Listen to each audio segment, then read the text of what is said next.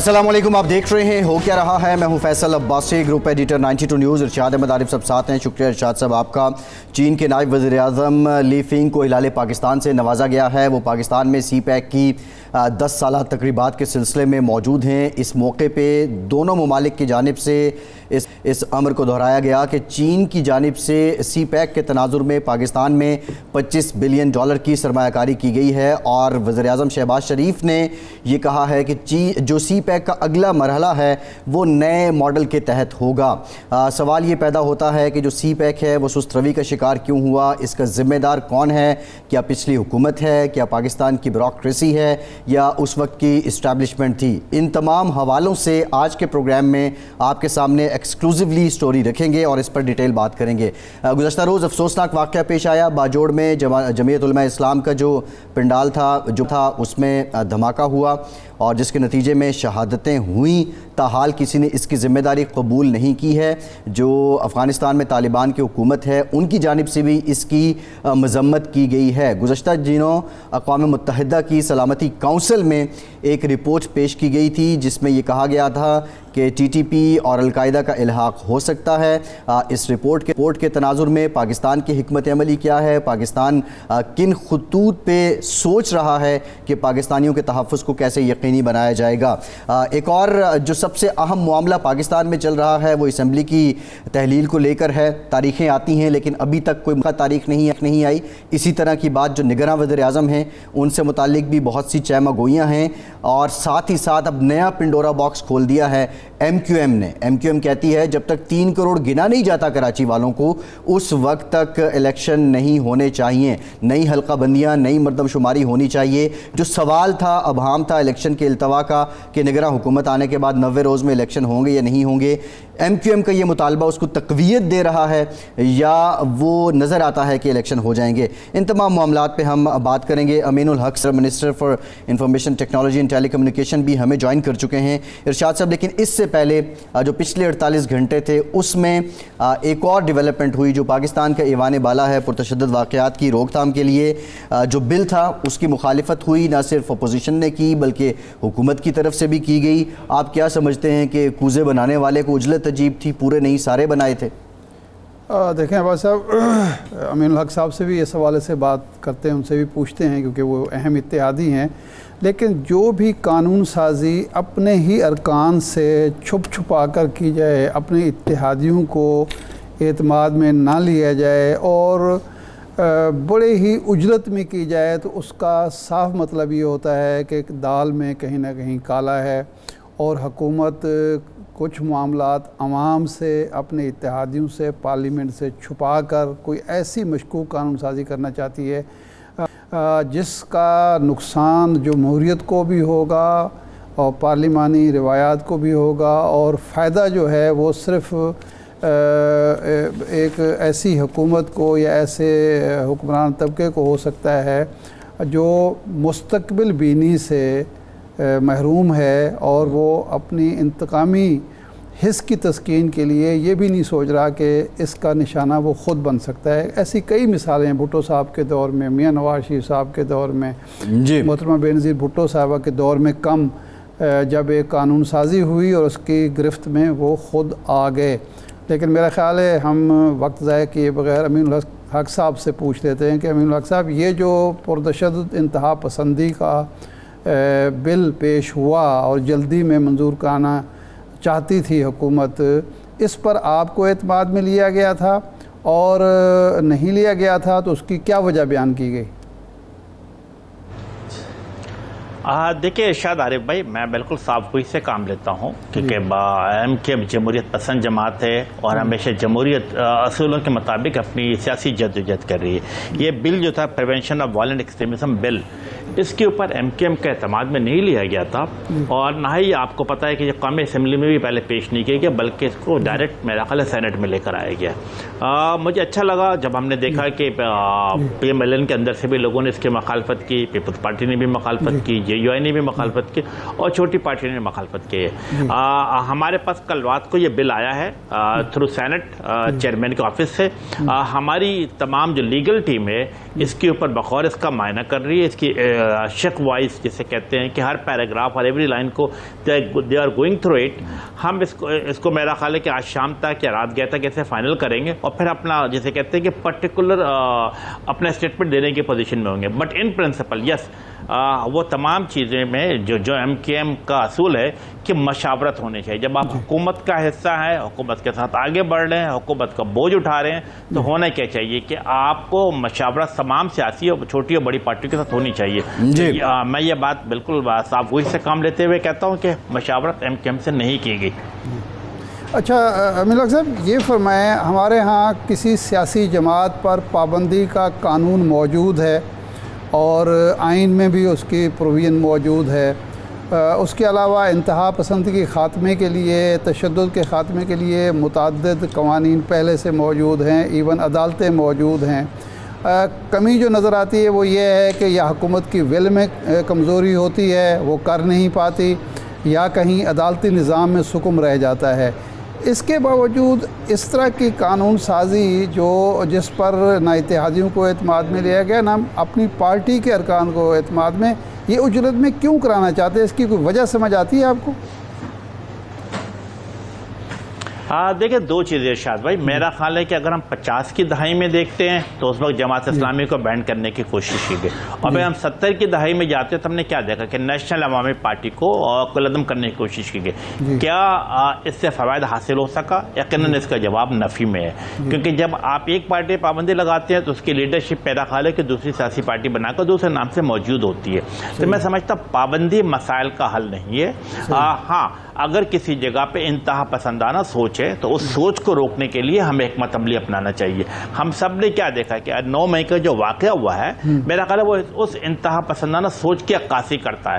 تو اس سوچ کو روکنے کے لیے ہمیں قانون سازی کے ساتھ ساتھ ہمیں جیسے کہتے ہیں کہ لوگوں کو اعتماد میں لینا چاہیے, ان کی بریفنگ کرنی چاہیے, ان کے مائنڈ کو سیٹ کرنا چاہیے. تو میں سمجھتا ہوں کہ اس طرح کی چیزیں مناسب عمل نہیں ہوتا, اور ہے کہ ایم کیو ایم پاکستان کے ساتھ شیئر بھی نہیں ہوا, اور ایم کیو ایم پاکستان اب تک جو میں آپ کو بتا رہا ہوں کہ رابطہ کمیٹی میں سے مشاورت ہوگی, اور مشاورت کے بعد جو بھی فیصلہ ہوگا کہ آیا ہم اس بل کو سپورٹ کرتے نہیں کرتے, یہ حتمی فیصلہ میرا خیال ہے آئندہ چند گھنٹوں میں کر لیا جائے گا. صحیح ہے. اچھا امین الحق صاحب, نئی حلقہ بندیوں سے متعلق خالد مقبول صدیقی صاحب نے کہا جب تک 3 کروڑ نہیں گنے جاتے تو الیکشن نہیں ہونے چاہیے. ایم کیو ایم بنیادی طور پہ چاہتی کیا ہے؟ اب اگر الیکشن التوا کا شکار ہو جاتے ہیں تو کیا پھر اس کی ذمہ داری بھی آپ لیں گے؟ دیکھیں فیصل, میرا خیال ہے دو چیزیں. نمبر 1 کہ ایم کے ایم ایک جمہوریت پسند سیاسی جماعت ہونے کے ناطے ہمیشہ اپنے عوام, اپنے کارکنان, اپنے ووٹر سپورٹر کے درمیان رہتی ہے. اور ہمارا ووٹر سپورٹر کیا کہتا ہے کہ, اور نہ صرف ووٹر سپورٹر بلکہ شہر میں رہنے والے دوسری سیاسی پارٹی کے لوگ بھی ہمیشہ اس بات کو آواز اٹھاتے رہے کہ 2017 کی جو سینسس ہوئے تھے اس میں بھی کراچی کو انڈر کاؤنٹ کیا گیا تھا. اور پھر آپ سب نے دیکھا کہ 2023 کی جب ڈیجیٹل سینسس ہونے جا رہا تھا, اور جب یہ اعلان کیا گیا ہے کہ 98% کام مکمل کراچی کا ہو چکا ہے, تو 1 کروڑ 33 لاکھ کی آبادی تھی, جو کہ پچھلے سینسس کے مقابلے میں بھی تقریباً میں سمجھتا ہوں 28 لاکھ کم تھی. ایم کے ایم نے اس پہ آواز اٹھائی, شواہد جمع کیے, لوگوں کو کنونس کیا, بیوری آف اسٹیٹس کے سامنے وہ شواہد رکھے, federal minister for planning and development کو باتیں بتائی, اور کہ کراچی کے 32,000 فلیٹس کو گینا نہیں کیا گیا. اسی طریقے سے میرا خیال ہے مختلف گھروں پہ جا کے کاؤنٹنگ نہیں ہوئی, ہم نے وہ شواہد بتائے. تو اس کے بعد سب نے کیا دیکھا کہ اگلے 2 ہفتے کے بعد جب سینسس 98% مکمل ہو چکا تھا تو 1 کروڑ 33 لاکھ کی آبادی بڑھ کر 1 کروڑ 92 لاکھ کے قریب پہنچ گئی ہے. لیکن کیا یہ آبادی ایکچوئل نہیں؟ ایم کے ایم یہ مطالبہ کرتی ہے کہ کراچی کی آبادی لگ بھگ 3 کروڑ کی آبادی موجود ہے, اور پھر اس کو سپورٹ کیا ہے نا. آپ دیکھیں کہ پیپلز پارٹی کے جو چیئر پرسن ہے آصف علی زرداری صاحب, انہوں نے اسمبلی میں خطاب کرتے ہوئے کیا کہا کہ کراچی کی آبادی 3 کروڑ ہے. آپ کو یاد ہوگا کہ آج سے غالباً 3 سال یا 4 سال پہلے جو کراچی کے کور کمانڈر تھے نوید مختار صاحب, انہوں نے بھی کہا تھا کہ کراچی کی آبادی 3 کروڑ ہے. پھر میرا خیال ہے جتنی این جی اوز ہے, پولیٹیکل پارٹی ہے, بلکہ اب ہمارے شدید ترین مخالف ہے میرا خیال عوامی نیشنل پارٹی ہے, ان کے کراچی کے جو صدر, سندھ کے جو صدر تھے شاہی سید صاحب, انہوں نے بھی یہ دعویٰ کیا کہ کراچی کی آبادی 3 کروڑ ہے.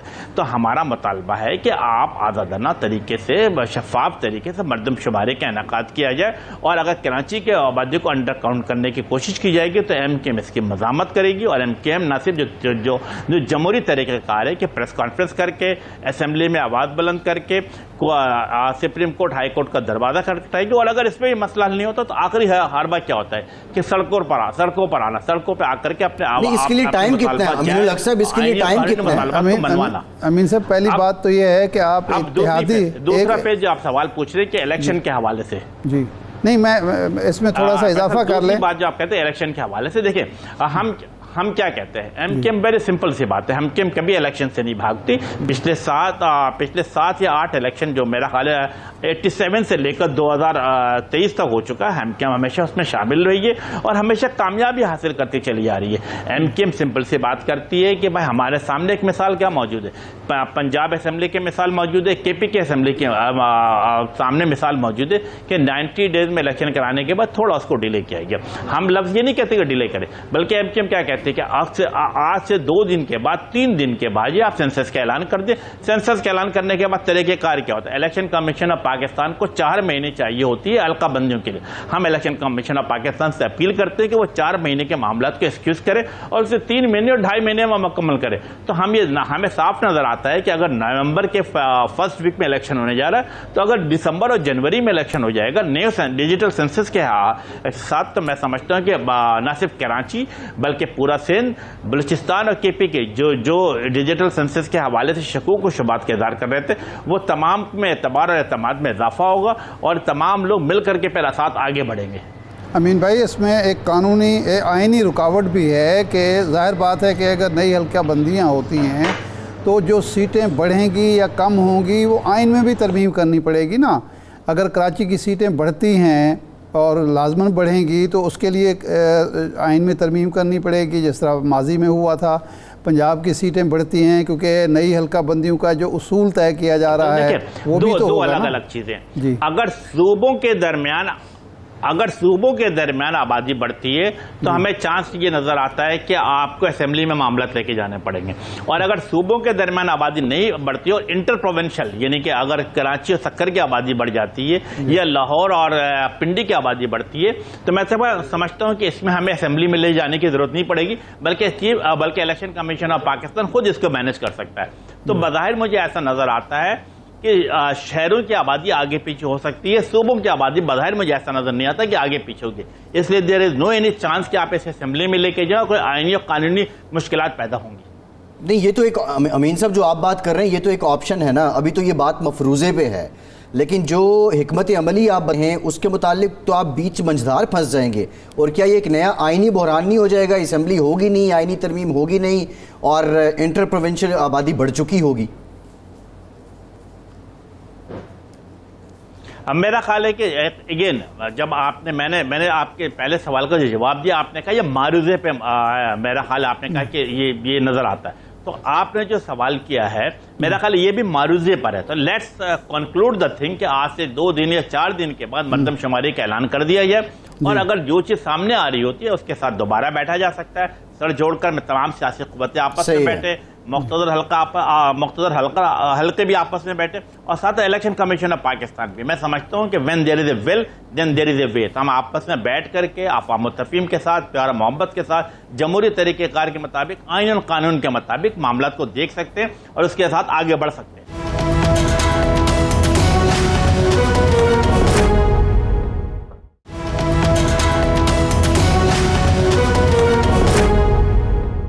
تو آپ یہ فرمائیں کہ موجودہ حکومت تو اس موڈ میں نظر نہیں آتی کہ وہ 8-9 تاریخ کو جب اسمبلی توڑے گی تو اس وقت تک مردم شماری کا اعلان کرے گی، تو اب آپ کی ڈیمانڈ بظاہر لگتا ہے کہ نگران حکومت سے ہوگی، تو نگران حکومت کو یہ اہم فیصلہ کرنا چاہیے کہ وہ CCI میں سے منظوری لے کر اس کے نتائج کا اعلان کرے اور اگلے مراحل طے کرے۔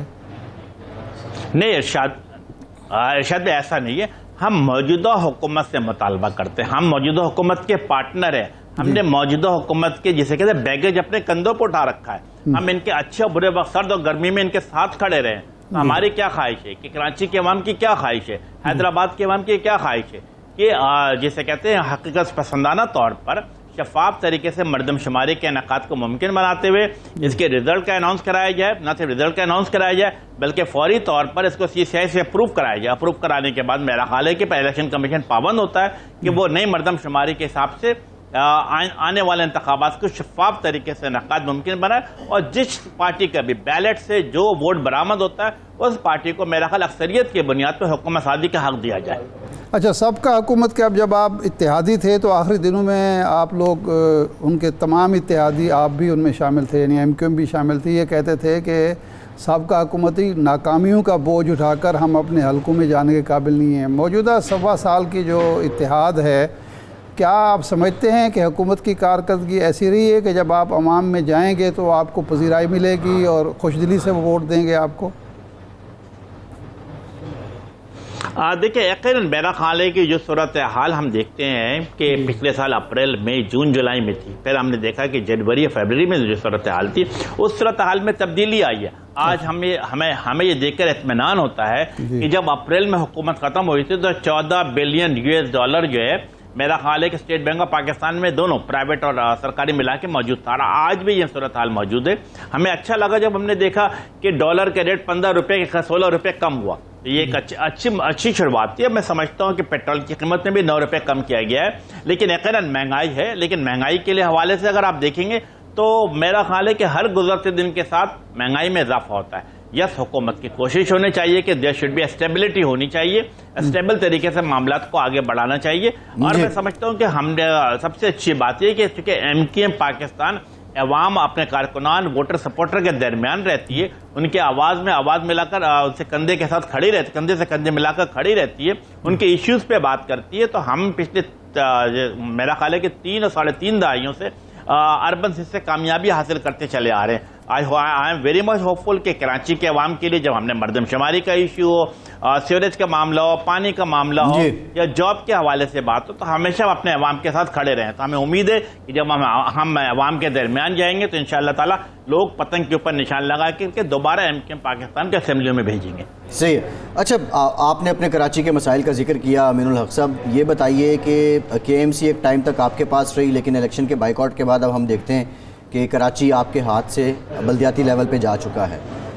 معاملہ ہم NFC کی بات کریں تو سندھ حکومت کی ذمہ داری تھی، کراچی سندھ حکومت K4 جیسے پروجیکٹس، آپ لوگ ڈیپینڈنٹ کیوں ہیں 18ویں ترمیم کے بعد بھی وفاق پر، اور یہ ناکامی کس کی ہے کہ آئینی تحفظ حاصل ہونے کے بعد آپ ڈیلیور نہیں کر پائے؟ میری مراد تمام سیاسی جماعتیں۔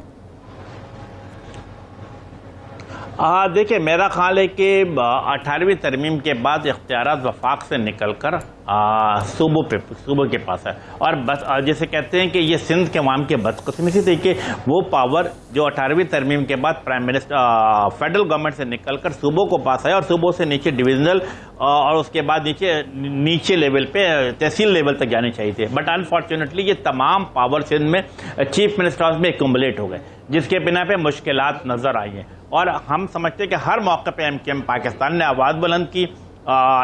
اسی طریقے سے وفاقی حکومت ہمیشہ کراچی کے عوام کے لیے کھڑی رہی ہے۔ میں پچھلے جسے کہتے ہیں کہ بڑے میاں صاحب تھے، انہوں نے گرین لائن کو اوپن کیا، پچھلے حکومت سے ہم نے لڑ جھگڑ کر کے ڈیجیٹل سینسس کا آغاز کیا ہے۔ کراچی کے اندر اگر کچھ کام ہوتا ہوا نظر آیا ہے تو میں سمجھتا ہوں اس میں وفاقی حکومت کا بڑا کردار رہا ہے، بڑا ہاتھ رہا ہے، اور آج تھوڑی بہت بھی جو ریلیف آف سائی ہے، جو کراچی کے عوام ایئر کنڈیشن بس پہ اگر سفر کر رہے ہیں، کراچی کے عوام کو اگر مختلف علاقوں کے اندر فلائی اوورز ملے گئے ہیں، K4 کے منصوبے پہ وفاقی حکومت مکمل 126 ارب روپے وفاقی حکومت خرچ کر رہی ہے۔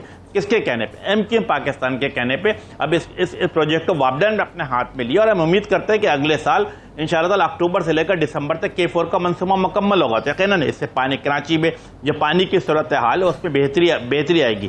گرین لائن کا منصوبہ جو میں سمجھتا آدھے مکمل ہونے کے بعد انکمپلیٹ ہے، MQM نے اس کو ٹارگیٹ کیا ہے کہ اسے بھی مکمل کیا جائے اگلے 1 یا 2 سالوں کے اندر۔ اسی طریقے سے وفاقی حکومت سے مختلف پروجیکٹ ہے۔ اب مثلاً میں سمجھتا ہوں کہ وفاقی حکومت نے کراچی کے عوام کے لیے 42 ارب روپے کی لاگت سے IT پارک بنانے جا رہی، اس سے آنے والے دنوں میں کراچی کے 10,000 نوجوانوں کو نوکریاں ملیں گی، ڈیجیٹل ایکو سسٹم بنے گا، جو اسمال میڈیم انٹرپرائزز ہے وہ کمپنیاں وہاں پر بیٹھیں گی، تو میں سمجھتا ہوں کہ یس جہاں جہاں موقع ملا وفاقی حکومت کی طرف سے اس نے کراچی کے لیے حیدرآباد کے لیے پھر حیدرآباد کے لیے تو ایک سنہرا خواب تھا نا. امین بھائی 70 سال سے کوئی یونیورسٹی ہم ڈیمانڈ کرتے چلے آ رہے تھے, نہیں ملی تھی. اب جا کر کے الحمدللہ حیدرآباد کی یونیورسٹی مکمل ہو چکی ہے, وائس چانسلر ہو چکے ہیں. میرا خیال ہے کسی بھی دن جو یونیورسٹی کا آغاز کر دیا جائے گا. امین بھائی یہ آئی ٹی کا آپ نے ذکر کیا ہے, 1.2 ٹریلین ڈالر کی مارکیٹ ہے صرف سروسز کی آئی ٹی میں.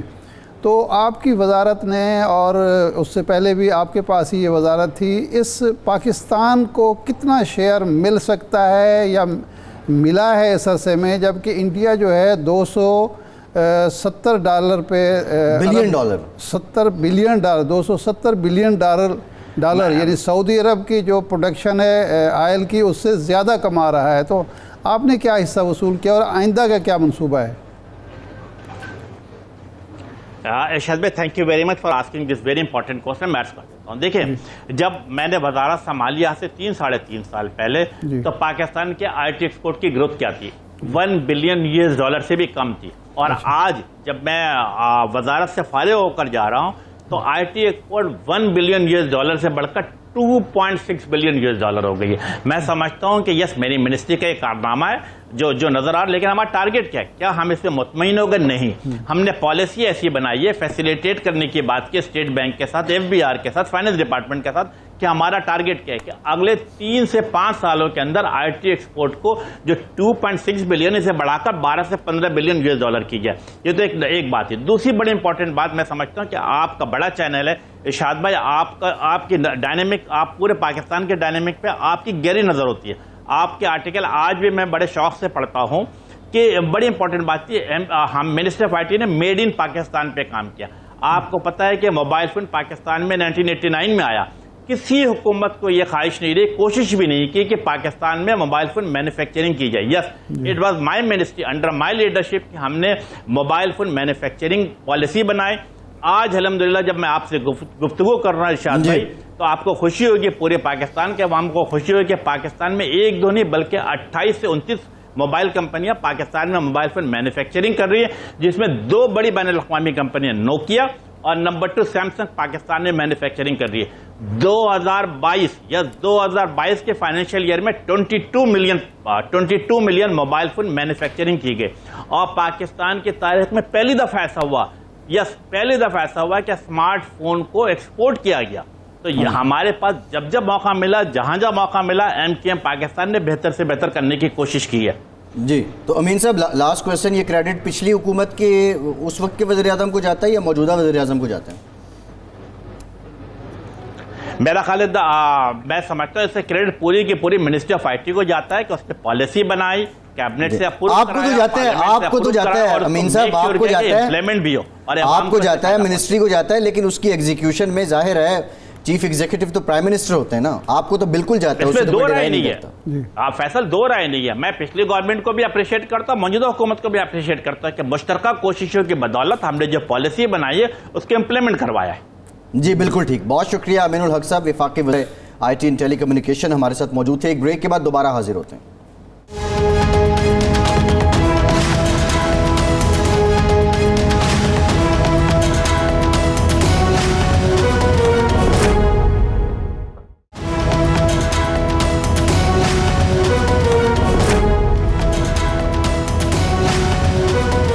بریک کے بعد ایک بار پھر سے آپ کو خوش آمدید کہیں گے. ارشاد صاحب, امین الحق صاحب نے 2 بڑی امپورٹنٹ باتیں کی ہیں.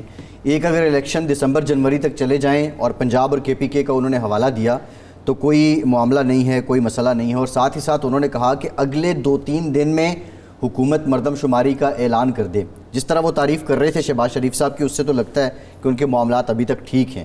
ورنہ ماضی کی ایک روایت ہے کہ چند عرصہ پہلے MQM اپنا وزن حکومتی پلڑے سے اٹھا لیتی تھی. اس کا امکان تو کم ہی ہے, لیکن یہ سیریس موو ہے یا ماحول گرما رہی ہے MQM صرف انتخابات میں جانے کے لیے؟ بظاہر یوں لگ رہا ہے کہ دیکھیں ایشو تو یہ سیریس ہے, یہ مردم شماری میں گھپلا کرنا یہ ریاست کے ساتھ بھی زیادتی ہے, کراچی شہر کا معاملہ ہے تو کراچی کے ساتھ بھی زیادتی ہے, عوام کے ساتھ بھی زیادتی ہے, اور حکومت اپنے ساتھ بھی زیادتی کرتی ہے. دیکھیں مردم شماری کرائی کیوں جاتی ہے, اس کی ضرورت کیوں پڑتی ہے؟ تاکہ اس مردم شماری کی بنیاد پر آپ کو یہ اندازہ ہو کہ آپ کی آبادی اتنی ہے، گھر اتنے ہیں، لوگ اتنے، وسائل اتنے، مسائل اتنے. نہیں، اب اتنے گھر ہیں، اتنی آبادی ہے، اس کے لیے آپ کو اتنا پانی چاہیے، اتنا روزگار چاہیے، اتنی بجلی چاہیے، جی. اتنی گیس چاہیے. سارے جو چیزیں انسانی سہولت کی ہیں، بنیادی ضرورتیں ہیں، ان کی پلاننگ آپ نے کرنی ہے. لیکن اگر آپ جس شہر کی آبادی 3 کروڑ کی ہے وہ گنتے 2 کروڑ ہیں، تو اس کا مطلب ہے کہ آپ نے جو پلاننگ کرنی ہے وہ 2 کروڑ افراد پر کرنی ہے. جی. تو 1 کروڑ کو آپ نے پہلے دن محروم کر دیا تو وہ تو پلاننگ کبھی ہو ہی نہیں سکتی. اور ہمارے حکمران جو یہ گھپلے کرتے ہیں وہ یہ سوچتے نہیں ہیں کہ معاشرے کے اندر یہ جو عدم توازن ہے، معاشرے کے اندر جو بے چینی ہے، جو اضطراب ہے، جو خرابی ہے، وہ کس بنیاد پر ہے. جی.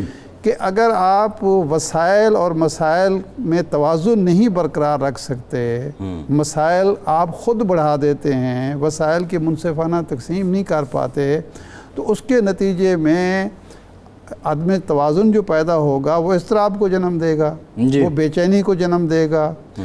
وہ معاشرے کے اندر جو بے چینی پیدا ہوگی اس کے نتیجے میں جی.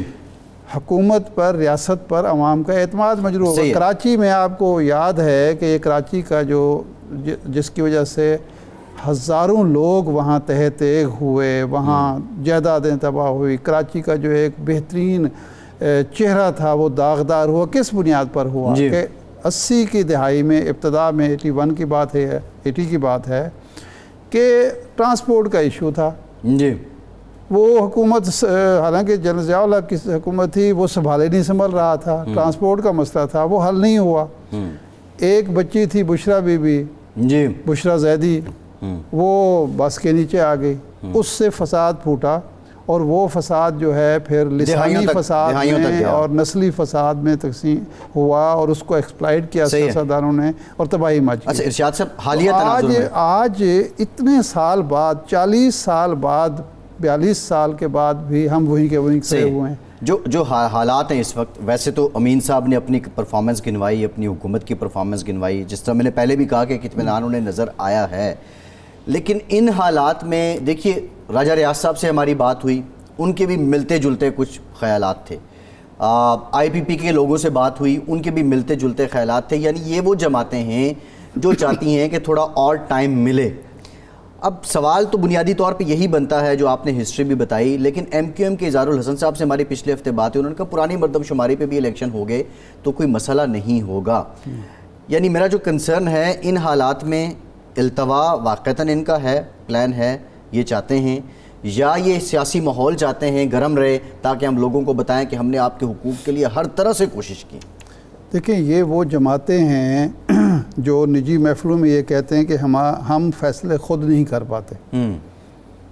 یہ جب پچھلے سال عدم اعتماد کا معاملہ تھا، جی، تو 2-3 ایم کیو ایم کے 2-3 دوست لاہور آئے تھے. جی، ساتھ ہی ڈنر ہوا تھا، یاد ہے نا؟ جی یاد ہے، بالکل. تو اس میں وہ کیا کہہ رہے تھے کہ جی اب ہمیں ابھی کوئی اشارہ نہیں ہوا، ابھی ہم فیصلہ نہیں کر پا رہے کہ ہمیں حکومت چھوڑنی ہے یا نہیں چھوڑنی. نہیں، ہم نے تو جتنے سوال پوچھے وہ مسکرا دیے. ٹھیک ہے نا. اور اس کے بعد بلکہ وسیم اختر صاحب نے مجھے مخاطب کر کے، آپ کو یاد ہے، مجھے کہا جی آپ بتائیں نا ہمیں. میں نے کہا جی میں کیا بتانے کی پوزیشن میں ہوں آپ کو.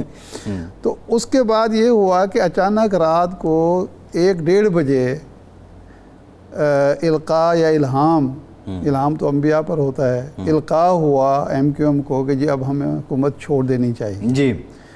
اچھا، باپ پارٹی کو بھی ہو گیا، پھر باقی سب کو بھی ہو گیا، اور سارے معاملات ہو گئے، طے ہو گئے. تو اب بھی میرا خیال ہے کہ اگر ایم کیو ایم ہے یا آئی پی پی ہے یا دوسری پارٹیاں ہیں یا جناب قائد حزب اختلاف راجہ ریاض صاحب ہیں، اور وہ سمجھتے ہیں کہ دیکھیں قومی مفاد سب سے برتر ہے. جی. اگر قومی مفاد کا تقاضا، اور قومی مفاد ہمیشہ ان پارٹیوں کو اور ان لوگوں کو زیادہ جلدی سمجھ آتا ہے، اور یہ قومی مفاد کی بہتر نگہداشت کرتے ہیں.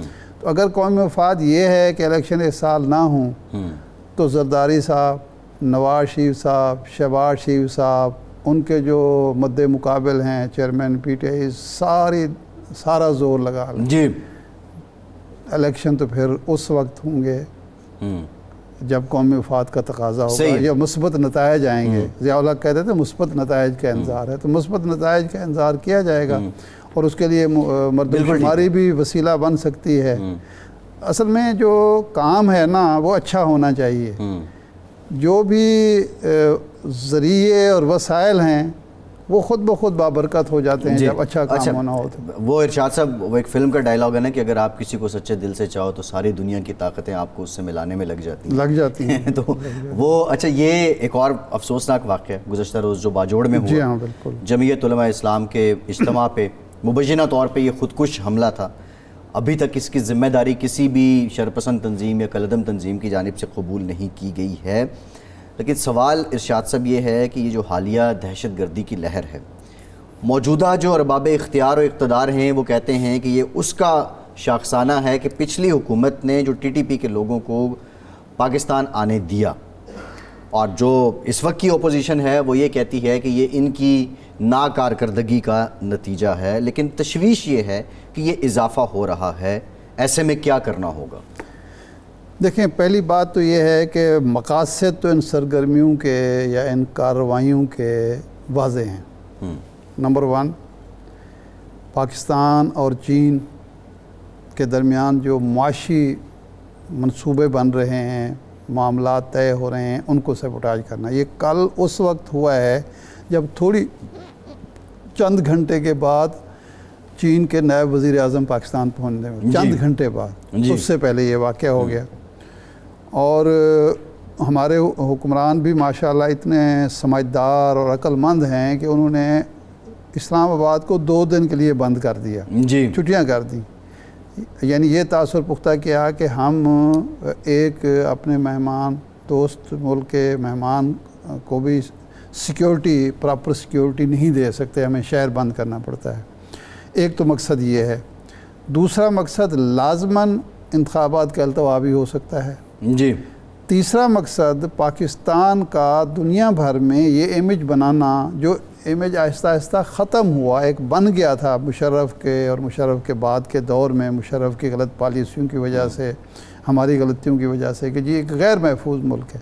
اب پھر وہی تاثر ابھارنے کی کوشش ہو رہی ہے تاکہ یہاں جو ہم انوائٹ کر رہے ہیں دنیا کو سرمایہ کاری کے لیے، معاشی سرگرمیوں کے لیے، لوگ ڈر جائیں، لوگ خوفزدہ ہو جائیں. اب ہماری پالیسی کیا ہونی چاہیے؟ ہماری پالیسی یہ ہونی چاہیے کہ یہ بلیم گیم کرنے کی بجائے اس دہشت گردی کا اسی طرح کلا کما کریں جس طرح ہم نے آپریشن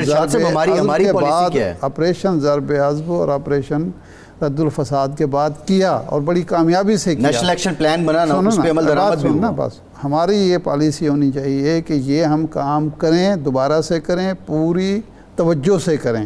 اور یہ بلیم گیم نہ کریں کہ جی یہ اس پر بھئی اس کے دور میں تو نہیں ہوا، پچھلی حکومت کے دور میں تو اس طرح کے واقعات نہیں ہو رہے تھے، اتنے بڑے واقعات نہیں ہو رہے تھے. تو آپ یہ نہ کریں. یہ قومی پلان یہ ہونا چاہیے کہ ایسے واقعات کی ہم نے روک تھام کرنی ہے مل جل کر، اور بلیم گیم نہیں کریں. ایک بات. دوسری یہ ہے کہ جو ان کے مقاصد ہیں وہ پورے نہیں ہونے دینے. مثلا اگر ہم الیکشن کو اس بنیاد پر ملتوی کرتے ہیں، آگے لے جاتے ہیں، تو یہ ان کی کامیابی ہوگی. بالکل ٹھیک ہے. جب افغانستان میں جنگ ہو رہی تھی، 47 ملکوں کی فوج آ کے لڑ رہی تھی طالبان سے. الیکشن ہوئے؟ ہوئے. جیسے ہوئے، جس طرح ہوئے الیکشن تو ہوئے نا. اشرف غنی آئے، اس سے پہلے کرزئی آئے. ایران میں خانہ جنگی بھی چل رہی تھی، جنگ بھی دوسرے ملک کے ساتھ چل رہی تھی. الیکشن وقت پہ ہوتے رہے. ایک دفعہ تو یہ ہوا کہ سال میں 3 الیکشن ہو گئے. تو اس کا مطلب یہ ہے کہ الیکشن کریں. تیسری جو سب سے بڑی امپورٹنٹ بات ہے کہ دنیا کو یہ تاثر دیں، دنیا کو یہ باور کریں کہ ہم متحد ہیں. ہم یہ نہ بتائیں کہ اس پر بھی ہماری اس جو ایک افریت ہے جو قومی وجود کے در پہ ہے، اس پر بھی ہم بٹے ہوئے ہیں، ہم تقسیم ہیں. ہمیں متحد ہونے کا دشمنوں کو بھی تاثر دینا چاہیے اور دنیا کو بھی تاثر دینا چاہیے. اچھا ارشاد صاحب، اب سے کچھ دن پہلے ایک رپورٹ آئی تھی اقوام متحدہ کی سلامتی کونسل میں پیش کی گئی کہ جو ٹی ٹی پی ہے وہ الحاق کر سکتی ہے القاعدہ کے ساتھ، جبکہ کابل میں جو افغان طالبان کی حکومت ہے انہوں نے اس کی تردید کی، انہوں نے کہا کہ القاعدہ کا وجود ہی موجود نہیں ہے۔ یہ خطے کے جو بدلتے حالات ہیں، اب سوال تو یہ ہے کہ ایک آپ نے بات کی کہ پچھلی حکومت کو بلیم گیم کرنے سے تو کچھ آئے گا نہیں، یا اس سے پہلی والی کو بھی کرنے سے کچھ آئے گا نہیں، اتحاد کا بھی جانا چاہیے، لیکن جب ہمارے ہاں ایک سیگمنٹ کہتا ہے مذاکرات کریں، ایک سیگمنٹ کہتا ہے آپریشن کریں، کلیئرٹی آف مائنڈ کیسے آئے گا؟ کیا ہمیں پھر سے کوئی نیشنل ایکشن پلان کی ضرورت ہے؟ پھر سے کسی اے پی سی کی ضرورت ہے؟ ہم نے پلوامہ میں دیکھا اے پی سی ہوتی ہے، سلامتی کمیٹی جو پارلیمنٹ کے اس کے خطاب ہوتا ہے، اس وقت کا وزیر اعظم نہیں آتا، تو ان حالات اب کیا کرنا ہوگا؟ نہیں، جب یہ مذاکرات ہوئے ہیں تو اس میں سارے آن بورڈ نہیں تھے، مجھے تو یہ یاد ہے کہ سارے آن بورڈ۔ کون سے مذاکرات؟ یہ جو ٹی ٹی پی سے مذاکرات ہوئے ہیں یہ تو ریاست کا فیصلہ تھا، یہ کسی حکومت کا فیصلہ تو نہیں تھا، لیکن اس کے بعد ہم نے فیصلہ آپریشن کا بھی تو کیا نا۔ نہیں، میں عرض کروں نا کہ پہلے ایک مذاکرات ہوئے میاں نواز شریف صاحب کے دور میں، بالکل ہوئے سب، پھر ہوا آپریشن کے بعد پھر مذاکرات ہوئے، اور مذاکرات کس بات پہ تھے؟ ایک کنفیوژن ہے، مذاکرات یہ تھے کہ لوگ یہاں سے چلے گئے افغانستان میں، اور یہ سارا کچھ اس دور میں وہاں یہ بیٹھے رہے جب وہاں امریکہ کی نیٹو کی فوج موجود تھی، یہ ساری پناہ گاہیں اس دور میں قائم ہوئیں، امریکہ کے ہم اسٹریٹجک الائی تھے، اتحادی تھے، اور وہاں سے یہ حملے ہو رہے تھے۔ جب نئی حکومت آئی تو نئی حکومت نے کہا کہ جی ہم آپ کے مذاکرات کراتے ہیں، یہاں سے لے جائیں ان کو، ٹھیک ہے نا جی۔ اس پہ مذاکرات جو ہوئے ہیں، کیا وہ کسی حکومت یا کسی سیاسی جماعت کے مذاکرات تھے یا ریاست کے مذاکرات تھے؟ ایک سوال یہ کنسنسس کے بغیر کیوں ہوئے مذاکرات؟ ہوئے نا، کنسنسس تھا، کون کہتا ہے کہ نہیں تھا؟ یہ سارے تھے اس میں، تمام سیاسی سٹیک ہولڈر جو تھے ان کا اتفاق تھا، بالکل اتفاق تھا۔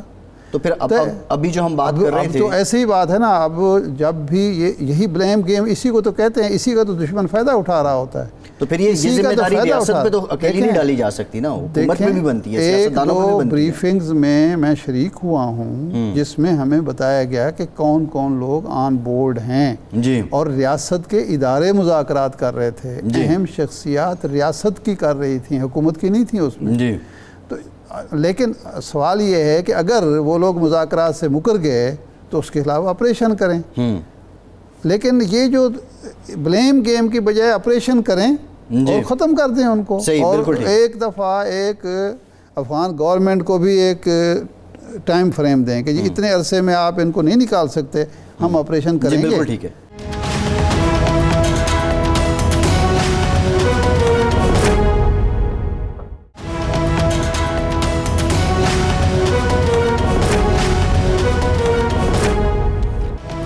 بریک کے بعد ایک بار پھر سے آپ کو خوش آمدید کہیں گے۔ ارشاد صاحب، وزیر اعظم صاحب نے ایک انٹرویو دیا اور انہوں نے بہت سے انکشافات کیے ہیں، لیکن ایک انکشاف انہوں نے بارے دیگر کیا ہے کہ اگر مسلم لیگ نون جیتی آئندہ الیکشن میں تو نواز شریف وزیر اعظم ہوں گے۔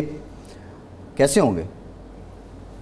جیسے وہ وزیر اعظم بنے ہیں تو وہ نہیں بن گئے، وہ تو باضابطہ آئینی طریقے سے بنے، وہ بھی آئینی طریقے سے بنے گے، غیر آئینی طریقے سے۔ میاں نواز شریف صاحب پہلے جب آتے رہے تو آئینی طریقے سے آئے نا، دیکھیں جاتے خیر وہ نہیں گئے بھی وہ گئے آئینی طریقے سے ہیں یار، وہ فرار تو نہیں ہوا۔ اور مشرف صاحب نے آئینی طریقے سے تو نہیں بھیجا تھا نا انہیں؟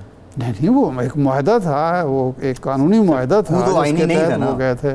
ہاں، کو نہیں تھا، ہاں تو بس وہ آغاز تو وہاں سے ہوا نا جانے کا۔ کو نہیں تھا، غیر آئینی اقدام تھا، لیکن اس پر میاں صاحب جو ہیں یہ آنیسٹ اوپینین دینی چاہیے۔ میاں نواز شریف صاحب چاہتے تھے کہ ایک دفعہ سزا مل جائے آئندہ تاکہ یہ دروازہ بند ہو جائے، لیکن ان کو یہ کام نہیں کرنے دیا گیا، اور اس کی وجہ سے پھر وہ جو معاملہ ہے خراب ہوا، بلکہ لوگ تو کہتے ہیں کہ اسی کی وجہ سے ان کی حکومت بھی گئی، اسی وجہ سے۔ حالانکہ یہ بھی شاید صاحب اس وقت جو لوگ ہیں بتاتے ہیں کہ زرداری صاحب نے ہاتھ جوڑے تھے کہ یہ کام نہ کریں، اور یہی سے پیپلز پارٹی اور نون لیگ کا اختلاف بھی شروع ہوا تھا۔